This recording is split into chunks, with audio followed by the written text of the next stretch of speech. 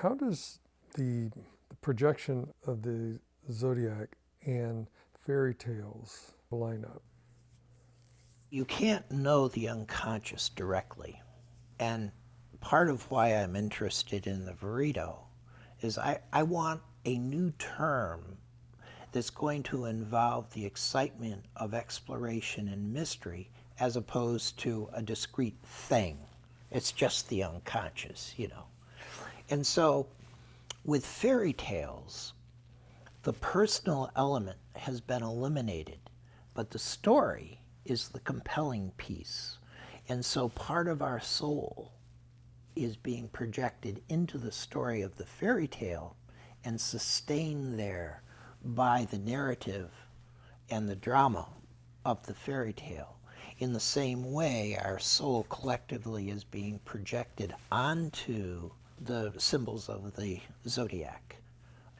If it were just a personal story instead of a collective story as fairy tales are, they would have fallen from interest, much like gossip is of no interest to somebody who doesn't know the individuals involved in the gossip. So if they're too personal as fairy tales, they're not going to have the significance that has sustained fairy tales through all these years. I mean, fairy tales go as far back as the creation of the zodiac. For tens of thousands of years, they were the primary source of entertainment at night because there was no light. And so usually a woman would tell those stories to the kids or anybody that's sleeping in the hut or the teepee or wherever they are. And through the years, the retelling, and the retelling, the essence of the struggle, the drama, was conveyed in fairy tales. As you say, the reason these things sustain when they keep going is because they resonate. People hear in them something that makes sense from generation to generation, so it doesn't really matter where you are in time. Yeah. You can still hear that story and go, oh, I get that. And they're revitalized. And that revitalization of the spirit is essential to finding meaning and sustaining meaning at a deep level within yourself and within others. And Christianity has kind of lost the ability to inspire in that way.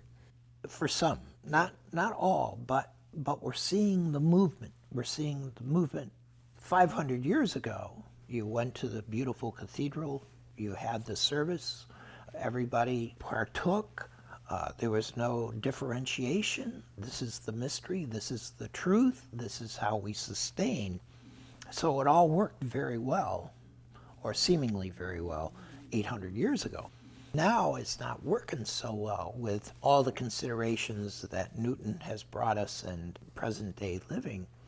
So to me, the myth of meaning is what people search for so often in their life. That's of great interest to me. Well, you know, you've mentioned that before, the Newtonian aspect.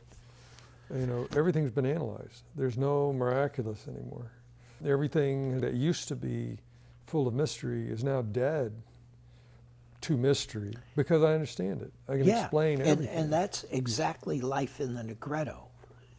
The world we live in, the bump and the grind, everything in it is Negretto.